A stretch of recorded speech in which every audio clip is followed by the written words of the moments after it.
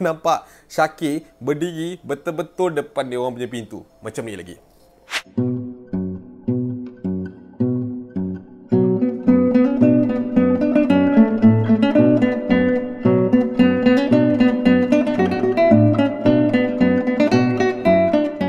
Alright guys, Assalamualaikum, welcome back to my channel. So hari ini merupakan hari Isnin. Macam biasa, hari Isnin memang takkan cerita benda lain. Kita just cerita tentang cerita-cerita seram yang telah pun disampaikan kepada aku melalui followers IG, subscribers kat YouTube ni maupun dekat grup Telegram sana lah. So terima kasih kepada korang yang dah pun hantar cerita-cerita korang. Jangan risau, aku baca, jangan risau. So malam ni kita akan cerita tentang peristiwa-peristiwa seram yang berlaku dekat certain jalan ataupun tempat yang berada di sekitar Malaysia ni. Alright, so siapa-siapa yang suka, korang boleh like dengan share video ni macam biasa. Jangan lupa tekan juga subscribe button ni, and jangan lupa juga hit bell notification ni untuk korang dapat update yang terbaru bila aku upload video baru nanti. Alright, so siapa-siapa yang baru saja dekat dalam channel ni, korang boleh pergi tengok video-video sebelum ni dekat link atas ni, sini ke sini. Aku selalu fail bab ni. Tak kisahlah belah mana ni. So bila pop up, korang boleh tekan untuk tengok video aku yang sebelum ni. Alright, so kita tak nak buang masa, kita teruskan dengan cerita Jalan Penunggu Part 1. Rolling. Pernahkah kalian merinding di suatu tempat? Merasakan kehadiran sesuatu yang sebelumnya kalian percaya hanyalah permainan imajinasi otak manusia belaka. Hingga suatu hari, sebuah karunia datang untuk lo. Dan lo pun sadar bahwa hidup lo telah berubah untuk selamanya. Segala kejadian aneh apapun, pasti ada penjelasan yang masuk akal. Aku mau cerita apa yang aku lihat kemarin. Tapi aku tahu kamu nggak akan percaya. Ya mungkin karena gue nggak percaya. Makanya mereka nggak berani sama gue. Coba, kalau emang mereka tuh beneran ada, ya tunjukin aja diri mereka sama gue sekarang.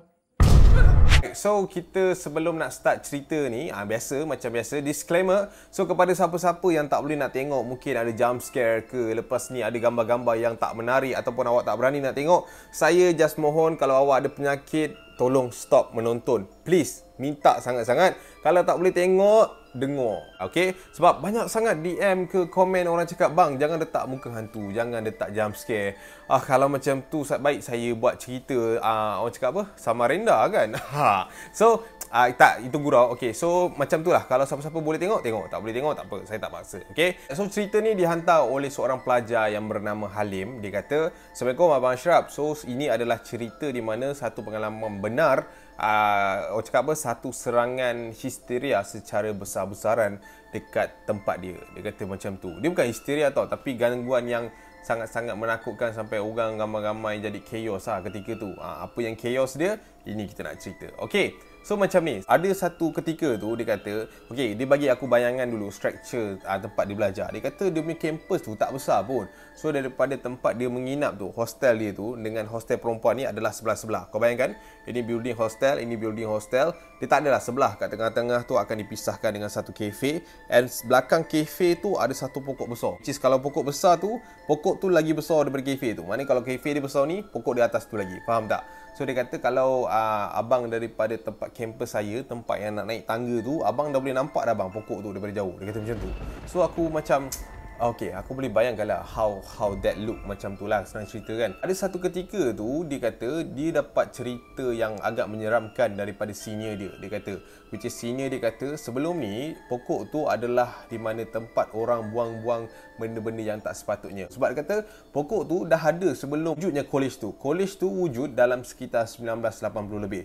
Tapi pokok tu dah ada dekat situ memang lama lah sebelum college tu ada lagi kan. And ada cerita juga menurut si Halim ni, dia kata ada tukang kebun yang nampak satu sosok tanpa kepala dekat situ. Maknanya benda tu memang ada lah kat situ sebab kan dah tak dijaga lama kan. Okay, so kita balik kepada cerita Halim ni. So kita dah kenal dengan pokok tu.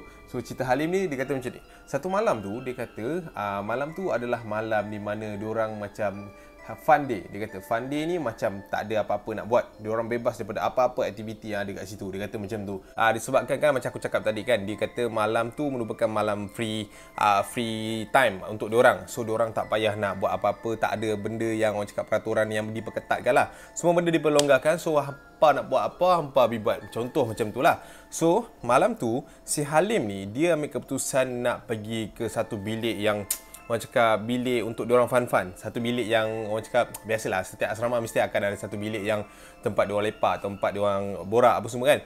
So dia pergi bertiga dengan kawan dia. Dia, Suresh dengan juga Amir, tak silap aku. Amir ke Amri, macam tu kot nama. Amri. So dia, Suresh dengan Amri, 3 orang ni pergi kat bilik tu untuk pergi main game. Pergi PUBG katanya, segame kan. So diorang pun pergi lepak bilik tu.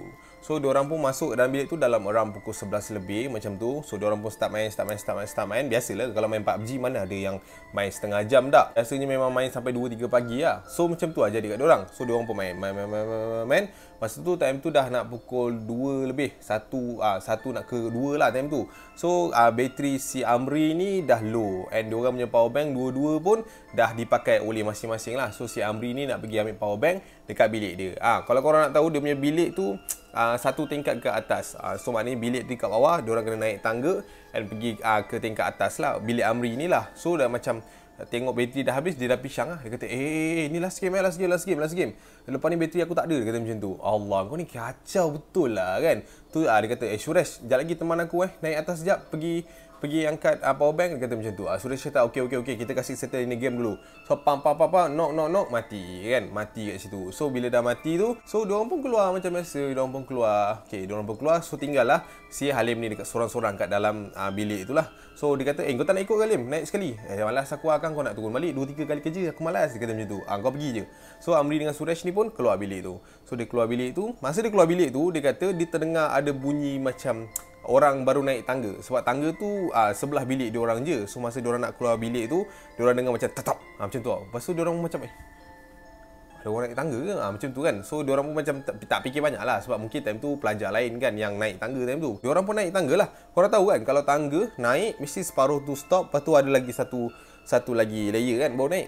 Lepas tu dia kata masa dia naik tangga yang pertama tu, dia ternampak ada seorang pelajar lelaki, Syakir nama dia. Syakir sedang berdiri dekat situ pandang dia orang. Dia kata macam tu. Dia pun pandang balik Syakir. Kau dah kenapa duduk dekat tengah ni? Dia kata macam tu. Syakir tu diam. Syakir tu tengok je dia. Lepas tu Suresh cakap, apa buat sini? Macam tu Suresh cakap. Tu Amri ni kata, dah tak payah layan dia. Saja nak takut-takut dengan kita. Biasa lah budak-budak sini kan. Lepas tu dia pun naik. And then dia pergilah ambil power bank. Lepas tu time tu Halim kan sorang-sorang kat bawah kan. So Halim ni pun duduk scroll IG, FB apa semua. Lepas tu dia terdengar ada orang ketuk pintu daripada luar. So dia pun pelik lah. Dia kata, takkan si Suresh dengan Amri ni ketuk pintu pula kan. Takkan pandai keluar tak pandai masuk. Tak saja tu nak kenakan aku. Dia kata macam tu. Dia pun main phone. Lepas tu dia dengar lagi bunyi ketukan pintu. Tapi dia kata masa dia teliti balik bunyi ketukan pintu tu, bunyi ketukan pintu tu pelik. Sebab ketukan pintu tu bukan datangnya daripada ketukan daripada tangan. Kalau kau tangan kan tok tok tok tok tok tok tok tok tok. Tak, bunyi dia tak gitu. Si Halim kata time tu bunyi dia macam tang.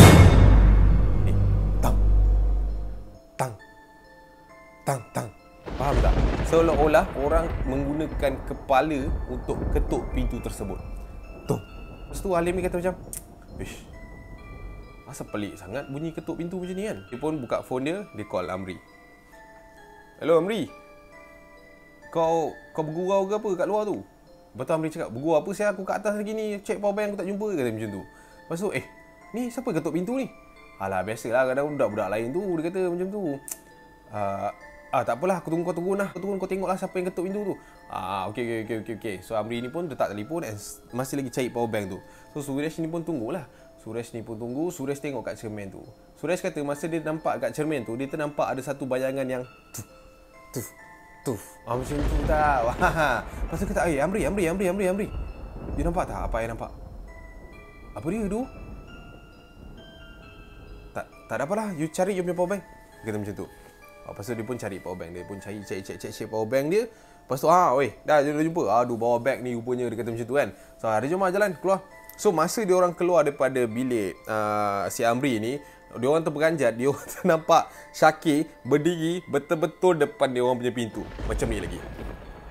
Pandang dia. Oi, kau ni Syakir, perangai. Jangan macam ni. Malam-malam buta ni dah pukul 2 lebih. Jangan bergurau macam ni. Lepas tu, Syakir tu masih lagi berdiam and tak bercakap apa-apa. Lepas tu si Amri cakap, jomlah turun. Aku tak sedap lah tengok dia ni. Macam tu, dia kata macam tu. Dia orang pun jalan. So, masa dia orang jalan, Suresh ni tertegur. tadi kan masa you cari you punya power bank, I nampak ada benda lompat-lompat dekat luar you punya tingkap. Dia kata macam tu. Lepas Amri macam, serius lah? Ha. Masa tu dua-dua toleh ke belakang. So masa dua-dua tu toleh ke belakang, dia terlihat Syakir yang masih lagi di depan pintu tersebut sedang berdiri macam ni, tiba-tiba lompat setempat dekat depan pintu mereka tadi.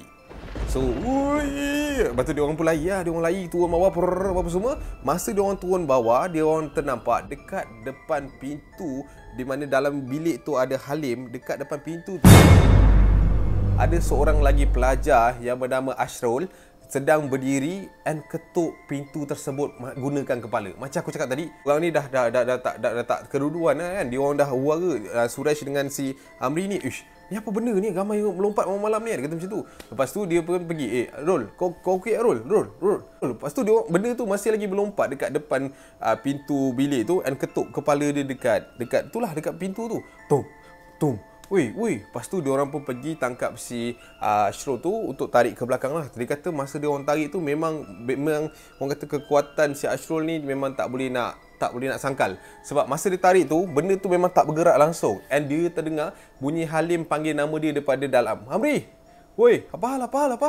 Lepas Amri cakap, jangan buka pintu. Dia kata macam tu. Lepas tu lagi, si Halim ni pula pergi buka pintu. So masa si Halim tu buka pintu, si Ashrul tadi tu, daripada macam ni, kan dia buka pintu, benda tu bergolek ke bawah. Masa benda tu dekat bawah, kepala dia masih lagi menghentak dekat arah lantai tu. So tiga orang ni cuba nak tangkap, cuba nak grip supaya dia ni tak hentak kepala dia dekat lantai tu lah. Lepas tu time tu dah chaos, dah huru-hara. Lepas tu si Halim ni keluar, pergi ketuk semua pintu yang ada, semua pintu asrama yang ada, and panggil budak-budak lelaki yang ada kat dalam tu keluar. And semua daripada diorang tu pergi kat bilik tersebut. Memang ramai gila, and ada yang pergi panggil warden apa semua. Lepas tu semua pergi pegang lah. Adalah dalam 7 orang lebih kot pergi tahan dengan kepala si Ashrul ni. So masa si Ashrul ni ditahan, diorang ternampak dekat belakang kumpulan pelajar ni ada benda sedang melompat. Uci Syakir tadi.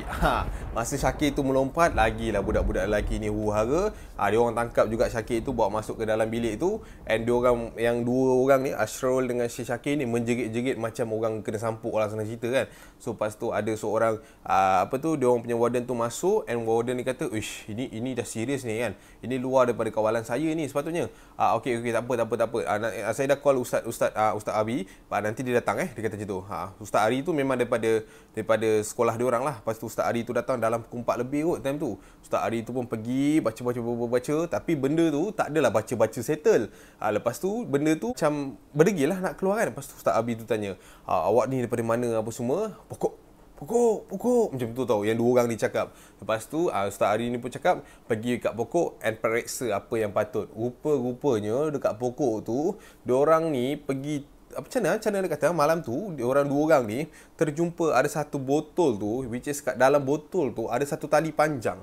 Adalah panjang ni kot tali tu, ada minyak dekat tepi tu. Lepas tu Ustaz Ari ni cakap, patutlah benda ni dah puluh tahun kat dalam ni. Lepas tu pergi buka, memanglah. Masa tu diorang pergi bawa si Ashrul ni dengan si Syakir keluar daripada asrama tu. Kata diorang kena balut, diorang ni pakai selimut untuk dibawakan ke satu pusat perubatan yang berada dekat situ.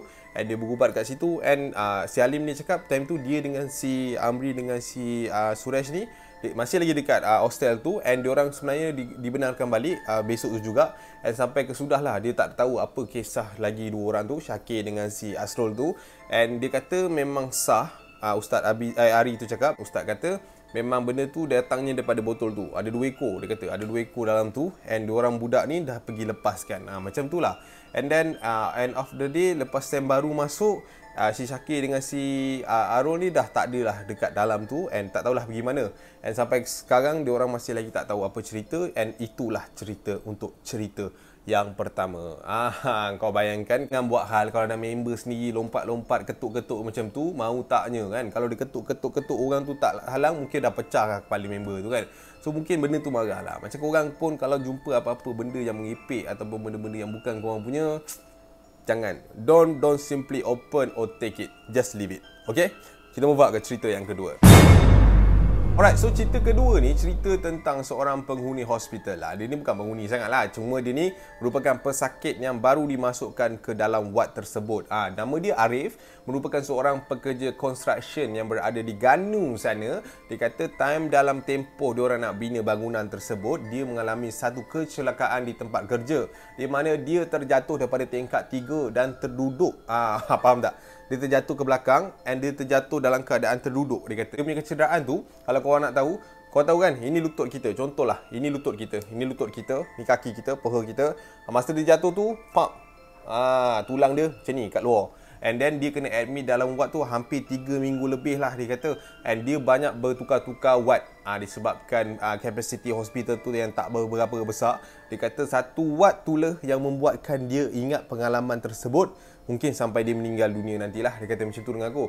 So Arif ni kata dia mula masuk ke dalam hospital tersebut di pertengahan bulan 5. Bulan 5 tahun lepas. Sebab hospital kata dia perlu pantau tentang kesihatan si Arif ni. 3 minggu lebih dia kata dalam tu. So masa minggu pertama tu tak ada apa-apa yang pelik. Biasalah dia kata kalau kau duduk hospital malam-malam ni seram sikit lah. Masa minggu kedua tu, hari Khamis ke hari Rabu malam tu dia kata. Hari Khamis petang tu ada seorang brother ni, dia patah tangan tau. Dia telah pun dikeluarkan ataupun yalah dah boleh balik rumah lah, dah sihat senang cerita. So bila dah sihat, dia guna balik rumah, tinggallah dia berdua je saja dalam ward tu. So ada 2 patient, dia dengan ada lagi seorang pakcik yang ada dekat depan dia. Tak adalah exactly depan, tapi kan katil kan macam tu kan. Dia kat sini, pakcik tu kat sini. Dia kata macam tu. So cerita dia macam ni. Dia kata ada satu malam tu, di mana ketika tu dalam around pukul 11 lebih macam tu, dia kata lepas je waktu melawat, member dia semua dah balik apa semua kan. So tinggallah dia dengan pakcik tu. Dia kata benda tu paling seram sekali lah, bila kau kena tinggal berdua dengan pakcik yang tak sedar diri ni. Lepas tu dia kata, nak tak nak kena duduk je lah, buat tak tahu je lah kan. Lepas tu dia kata time tu dia main phone. Dia main phone dalam 11 lebih macam tu. Lepas tu masa dia main phone tu, dia terdengar bunyi macam dia pun berhenti main phone. Dia pun tengok pakcik tu. Pakcik ni batuk. Tak sedar ke? Ini first time aku dengar suara dia dalam masa 3 hari. Dia kata macam tu. Lepas tu dia tengok pakcik tu, tak ada apa pun. Okay. Dia main je telefon balik.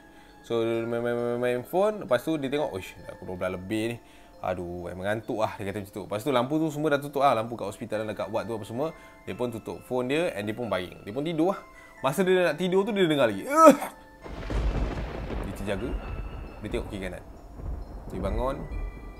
Dia tengok pakcik tu tidur lagi. Dia kata macam tu. Siapa yang batuk? Time tu dalam pukul 2 lebih. Pukul 3 nak pukul 4 dia kata. Masa pukul 3 nak pukul 4 tu, time tu lah dia punya perut nak buat hal. Perut dia nak memulas dia kata time tu. Lepas tu tiba-tiba perut aku sakit cap, dia kata macam tu. Lepas tu dia pun bangun lah. Dia pun bangun, lepas tu dia kata, aduh aku nak berak kat sini aku tak selesa lah. Aku tak kira. Aku nak pergi toilet juga, dia kata macam tu. Sebab masa tu dalam 2 minggu lebih tu dia punya kaki tu dah boleh macam jengkit-jengkit sikit lah, jalan-jalan sikit kan. Lepas tu dia macam tak, aku nak pergi toilet, kata macam tu. Lepas tu dia tekan yang pip, apa tu? Alai, kalau kau nak panggil nurse tu kan. Pip, nurse tu pun datang. So dia pun papah lah. Dia pun papah si Arif ni pergi toilet. So, lepas dia settle buang hajat dia tu kan, dia pun nak keluar dari toilet tu lah. Dia pergi basuh tangan apa semua. Masa dia basuh tangan tu, dia terdengar bunyi sekali lagi. Dia terdiam lagi. Hai, takkan ada pakcik tu batuk sampai dalam ni? Dia kata macam tu. Lepas tu dia pun buka dia punya pintu perlahan-lahan. Dia buka pintu dia perlahan-lahan, dia ternampak ada satu nurse lah dekat depan tu yang tengah tunggu dia. Lepas tu nurse tanya, dah ke? Dah. Tolong. Dia kata macam tu. Lepas tu nurse tu datang tolong dia. Lepas tu tanya nurse tu, nurse, tadi pakcik depan tu batuk ke nurse? Dia kata macam tu. Mana ada awak ni? Pakcik tu mana bangun? Dia kata macam tu. Lepas tu Arif ni macam, ya tak ada, saya dengar dok. Tak ada apalah. Dalam otak dia rasa macam takkanlah aku salah dengar kan. Dia kata macam tu kan. Lepas tu dia tengok makcik tu. Lepas tu dia pun macam okey lah, hantar tak ada apa lah kan. Dia pun tarik selimut dia. Kan selimut hospital kan sambung dengan katil kan. Dia pun baring. Dia pun tarik selimut tu. Masa dia tarik selimut tu, dia kata dia terasa ada satu force daripada belah bawah. Which is bila kau tarik selimut and ada orang tarik balik selimut daripada bawah tu, kau akan rasa tau benda tu jadi setegang. Dia macam apa hal lah ni?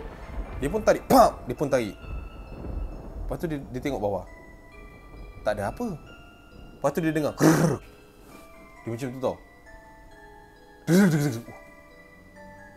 Dia jadi panik lah. Dia sorang-sorang depan ni pakcik tu je. Lepas tu dia macam, Okey, tak ada apa Rip, tak ada apa, tidur je. Lepas Lepas tu dia pun selubung diri dia. Dia pun selubung diri dia. Masa dia selubung diri dia, dia kata dia terdengar ada satu bunyi macam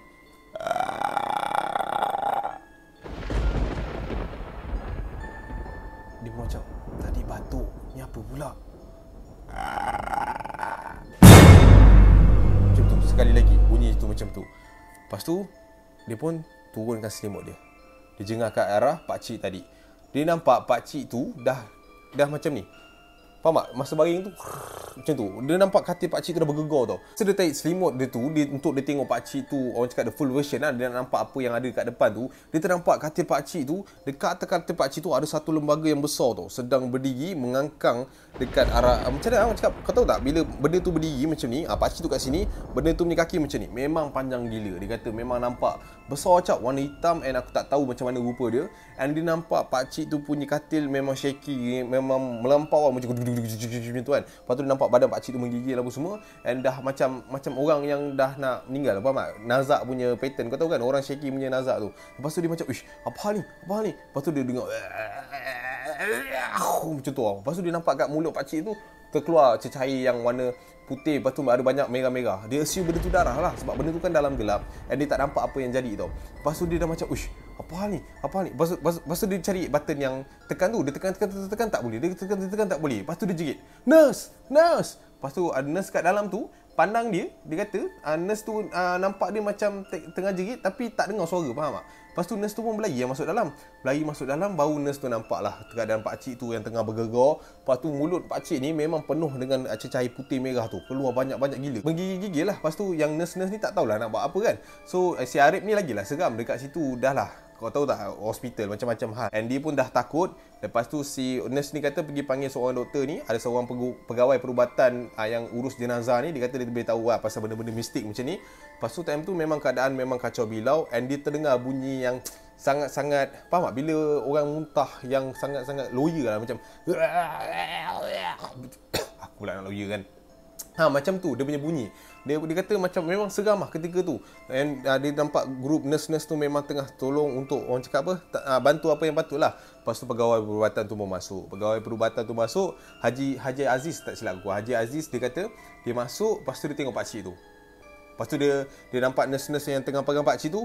Dia kata dengan nurse tu, lepaskan, biarkan, dia tengah menurun tu. Dia kata macam tu. Lepas tu diorang ni pun pelik lah, apa yang menurunnya. Biarkan, dia kata biarkan. Lepas tu diorang pun tunggu. Dalam masa 5 ke 6 minit macam tu, tiba-tiba pakcik tu berhenti. And last kali masa dia muntah tu, memang cecair tu banyak keluar. And time tu pakcik tu terus habis. Selamat, meninggal dunia lah. Lepas tu time tu Haji Aziz tu pergi dekat depan tu. Haji Aziz tu tengok dia. Lepas tu pergi tutup mata dia. Innalillahi wa inna ilaihi raji'un. Kata macam tu. Lepas tu ada satu nurse tu datang pergi kat Arif. And dia kata, Arif, awak ikut kita orang kita pindah ward atas. Haji Aziz suruh. Dia kata macam tu. Arif ni pun naik ke atas wheelchair tu, and dibawa keluar untuk dipindahkan ke ward atas. Arif kata time dia nak keluar dekat arah pintu tu, dia sempat pergi jelik katil si pakcik yang meninggal tu. Dia kata time tu dia nampak kaki je. Dia kata time tu dia nampak kaki pakcik tu semua warna hitam, seperti seolah-olah baru sahaja rentung terbakar. Lepas tu dia pun macam Allah. Lepas tu dia pun keluar lah. And then lepas tu Haji Aziz datang jumpa si Arif ni. Dia tanya si Arif ni okey tak, ada apa-apa masalah ke tak. Si Arif ni kata tak ada apa Haji, cuma saya takut lah. Dia kata tadi masa saya tengah berubat dekat si arwah tu, saya nampak lah ada macam-macam benda ada kat sekeliling tu, and ada beberapa ekor yang sedang keliling dekat awak punya katil. Lagilah si Arif tu seram kan bila kau dah cakap macam tu. Tapi awak jangan risau, tak ada apa-apa. Sebab tadi dia dalam proses untuk menyerahkan. Lepas tu Arif tanyalah, menyerahkan apa? Saya rasa mungkin si arwah ni ada bela-belaan, dia kata. So itu adalah fasa terakhir sebelum dia dipindahkan ke tuan baru. And meninggal lah. Lepas tu pergilah orang cakap yang owner lama ni. So macam tu lah cerita dia yang Arif ceritakan kepada aku. Tapi Alhamdulillah lah, si Arif tu sekarang dah boleh berjalan, dah boleh berlari. And macam tu lah cerita untuk yang kedua ni. Kalau aku dekat tempat dia tu, tak tahu lah, aku mungkin dah menangis-nangis kot. Ya, woi, gila kau. Okay, kuatlah juga hati si Arif ni kan. Right, so cerita yang ketiga ni tentang seorang anggota polis. Dia kata cerita ni terjadi ketika dia bertugas untuk jaga sebuah roadblock. Dia kata macam tu. So time tu roadblock tu berlaku di sebuah jalan lama yang nak menuju ke Muazzam sana. So kalau korang tahu jalan ni, mungkin jalan ni menghuni pelbagai cerita, pelbagai mitos orang kata kan. Dan secara amnya orang pun ramai cakap yang jalan ni berpenghuni serta dalam terms yang lain adalah keras. So maknanya kalau korang lalu kat situ ada something yang berlaku, jangan tegur, jangan gelabah lah, senang cerita, sebab itu merupakan jalan maut yang banyak accident yang telah pun berlaku di sana. Alright, so untuk cerita ini yang menceritakan aku namanya Iman. Dia nak panggil nama dia Iman. Iman ni dia ni seorang corporal time tu. Dia kata dia bersama lagi 6 orang anak buah dia ketika itu berkawal dekat sebuah jalan time tu. And Corporal Iman ni bersama dengan dia punya pembantu time tu, Zahid. And Zahid dengan Iman ni adalah last kali punya penjaga untuk roadblock tu. Diorang buat benda tu bergila-gila daripada pukul 10 lebih sampai ke 2 pagi macam tu lah. Dia kata macam tu. So diorang punya turns tu, okay, macam contoh kau dah, lepas tu aku, lepas tu aku, lepas tu kau, macam tu lah. Lepas tu sampai ke turns si Corporal Iman dan juga pembantu dari sini Zahid ni, dia pun macam biasalah. And aku lupa nak ingatkan, benda ni berlaku pada 19 Oktober 2017. Masa tu dalam pukul 12 lebih adalah turn untuk seorang yang bernama Fikri dan juga Aiman ni untuk berjaga. So selepas Aiman dengan Fikri ni berjaga, turn si Iman dan juga si Zahid ni pun bermulalah pada pukul 1 pagi. So masa pukul 1 pagi tu pun diorang berdirilah kat tepi tu macam biasa, ada kon, ada yang apa, awas pemeriksaan polis macam tu kan. Dia pun duduk steady, tunggulah kereta lalu apa semua kan. Sebelum tu aku lupa nak bagi tahu korang kenapa roadblock ni dikuatkuasakan pada malam tersebut, adalah kerana time tu ada satu kes laporan samun. Ada rumah yang kena pecah and diorang buat benda tu untuk yalah berkawal, and mana tahu terjumpa suspek tu ke apa kan. Lepas tu tiba-tiba si Zaid ni bercakap dengan Imran. Dia kata, Imran pula Iman, dengan Iman. Dia kata, tuan tahu tak yang jalan ni sebenarnya ada cerita dia tuan. Dia kata macam tu. Dulu tuan, diorang kata dekat tepi gaung ni ada orang pernah jatuh, and sampai sekarang diorang tak jumpa lagi mayat orang tu. Lepas tu Iman ni pun pandang dia, apa function awak cerita benda ni time-time macam ni dekat saya? Tak ada apa lah tuan, saya just nak menghidupkan suasana malam yang agak bosan ni. Tak ada cerita lain. Dia kata macam tu. Tak ada tuan.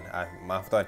Dah pergi di sana. Lepas tu dia pun duduk, tunggu je. Lepas tu time tu masa dia orang tunggu tu, dia orang ternampak dalam 50 meter ke 80 meter punya pandangan, dia ternampak ada satu kereta yang datang, tapi kereta tu datang dalam keadaan yang pelik. Kenapa aku cakap pelik? Dia kata masa kereta tu datang, kereta tu macam beam lampu off beam, beam off beam, beam off beam. Tahu tak? Lampu dia kejap terang, kejap tak, kejap terang, kejap tak. Orang daripada situ dia orang nampak pelik lah, pasal kereta ni lampu rosak ke apa kan. Tapi dia orang tak adalah fikir banyak. Dia orang just tunggu dekat tempat checkpoint dia orang tu untuk tunggu kereta tu berhenti. So makin lama makin dekat, makin lama makin dekat, baru dia orang nampak kereta tu adalah sejenis model kancil berwarna hitam and berhenti betul-betul dekat depan checkpoint dia orang. So masa kereta tu berhenti, si anggota dia ni Zaid ni pun pergi dekat ke arah pemandu tu lah. So dia pergi kat pemandu tu, dia pun tengok. Oh, okey, ada seorang lelaki yang umur dalam 20 lebih sedang duduk macam tu. Dia tanya, "Cik, minta IC lesen?" Dia kata macam tu. Lepas tu benda tu pemandu kat dalam tu just macam pandang depan and tak pandang langsung Zaid tu. Seolah-olah Zaid tu tak ada kat sebelah tu. So si Iman ni pun macam, "Cik, minta lesen dengan IC, cik." Lepas tu dia pun pegang bahu cik tu. "Cik." Tu pemandu tersebut perlahan-lahan pandang ke arah kedua-dua anggota polis tersebut. Lepas tahu tak apa pemandu tu cakap? "Boleh cepat sikit tak? Isteri saya sakit." Time tu dua-dua ni berdegau-degau. Sebab apa? Daripada pandangan mata diorang hanya nampak seorang sahaja pemandu yang ada dalam kereta tersebut. Lepas tu dia macam, dua-dua tu macam, faham tak? Daripada tengok dekat cermin tu, dua-dua tu bangun, pandang masing-masing. "Isteri cik?" Zaid tanya. "Isteri saya kat sebelah sakit. Boleh cepat sikit tak?" Pemandu tu tanya macam tu. "Isteri cik, mana ada isteri cik kat sini cik? Cik seorang je ni." Si Zaid tu pergi cakap sekali lagi macam tu. "Isteri saya kat sebelah. Boleh cepat sikit tak?" Sekali lagi, pemandu tu mengularkan ayat yang sama. Lepas tu Corporal Iman ni dah tak sedar hati. Time tu bulu roma dia dah berdiri lah. Dia macam Tak apalah cik. Cik jalan je. Cik teruskan je lah perjalanan. Lepas tu kereta tu pun bergerak perlahan-lahan and hilang ditelan kegelapan malam masa tu. So masa tu dia orang berdiri berdua and dia macam pelik lah each other tu. Lepas tu Zaid tu tanya, tuan ada nampak ke ada orang kat sebelah, bini ke? Tak ada pun, tapi entahlah. Saya pun tak tahu nak cakap macam mana. Mungkin dia ada masalah mental kot. So kita biarkan je lah. Tak apa. Kita buat je kerja. Buat je macam biasa. Dia kata macam tu. Lepas tu cik ingat tak cerita yang saya cerita? Dah sudah Zaid, sudah. Ni malam-malam buta ni, mulut awak tu jangan cakap benda yang bukan-bukan. Si Iman ni cakap macam tu lah. Lepas tu diorang pun macam berlerai lah dari situ. Masa diorang nak berlerai tu, diorang terdengar bunyi horn daripada jauh. Tin. Lepas tu dia macam, apa hal ni? Lepas tu diorang panggil anggota-anggota yang ada kat kemah tu untuk datang kat diorang and suluh lampu lah untuk tengok apa yang datang kan. Masa tu bunyi horn tu. Lepas tu tin. Lepas tu ada satu saga berwarna silver datang and berhenti dekat arah checkpoint roadblock tu and ada seorang India berlari keluar. Dia pergi dekat Iman tu lah. Encik. Tadi belakang sana 50 meter ada orang accident cik. Kancil hitam accident langgar pokok cik. Dia kata macam tu. Time tu Iman macam, apa tadi? Ada accident cik. Ada orang langgar pokok cik. Baru saja cik. Dia punya kereta asap-asap, dia kata macam tu. Lepas tu dia pun pandang Zaid. Zaid pun pandang dia. Masing-masing dah seram lah. Padahal tadi yang dia orang tahan tu pun kancil hitam juga. Yang dikata ada pemandu tu kata bini dia sakit apa semua. Padahal dia seorang juga dalam tu. And masing-masing dah seram. And dia arahkan beberapa anggota dia untuk ikut pemandu India ni tadi untuk pergi ke arah lokasi accident tersebut lah. Dia kata, you dah buat report? I dah buat report. Tadi kebetulan I nampak you dekat sini. So I panggil you lah. Lagi cepat kan nanti. Dia kata macam tu. Okay. Tak apa. You ikut I and kita pergi kat tempat tu. Dia kata macam tu. So Corporal Iman ni, dia bersama lagi 4 orang anggota dia. Dia tinggalkan 3 orang anggota dia dekat situ and pergi ke arah ke tempat kejadian lah. Corporal Iman dengan Zaid masih lagi ada and ada lagi 2 orang ni lah. So masa dia orang pergi tu, nampak ada satu pokok besar dekat tepi jalan tu. Kalau korang daripada jalan sini, korang takkan nampak ada accident dekat belakang ni. Sebab kereta tu hentam betul-betul belakang pokok tau, macam tu. So diorang pun berhenti and diorang pun keluar daripada kereta and pergi cek tempat kejadian tu. Lepas tu dia pun pergi tengok. Dia pun suluh. Alangkah terberanjatnya Corporal Iman tu. Masa dia suluh nombor plat tu adalah nombor yang sama yang dia jumpa masa dekat roadblock tadi. Kereta yang dah berlalu pergi, yang dia kata boleh cepat sikit tak, bini saya sedang sakit.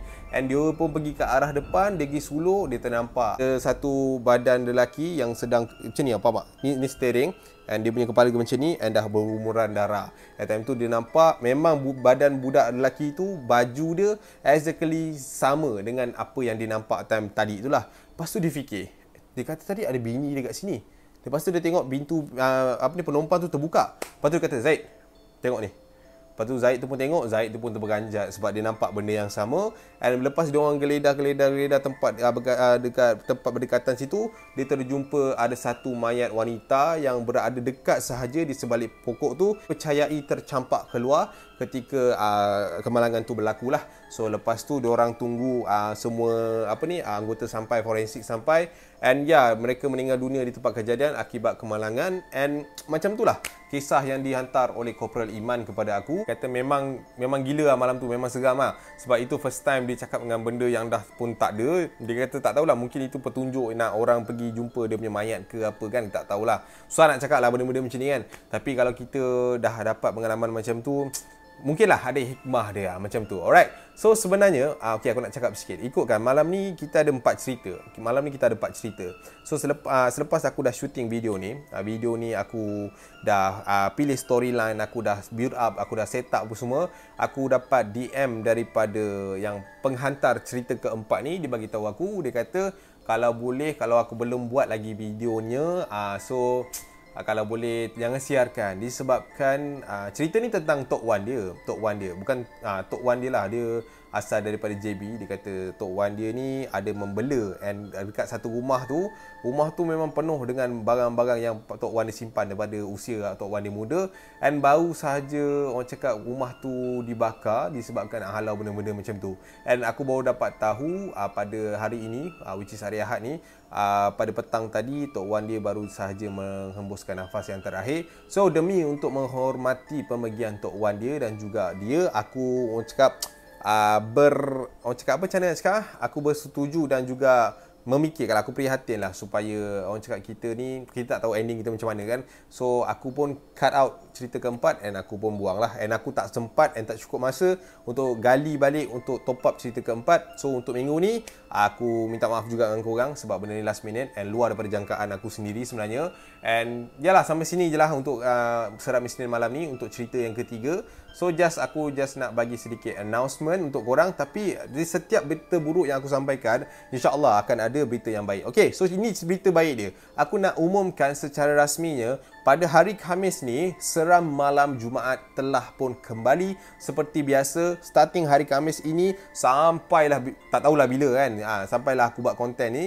So minggu depan ada, minggu lagi satu akan ada. So kita balik kepada Isnin dan Khamis ada cerita seram. Alright. So aku just nak cakap terima kasih kepada korang yang dah pun support channel ni sampai ke tahap ini. So kita jumpa di video akan datang. Tapi sebelum tu, korang yang mana belum follow IG aku, korang boleh follow. Ini IG dia, ada link juga dekat description sana, boleh tekan.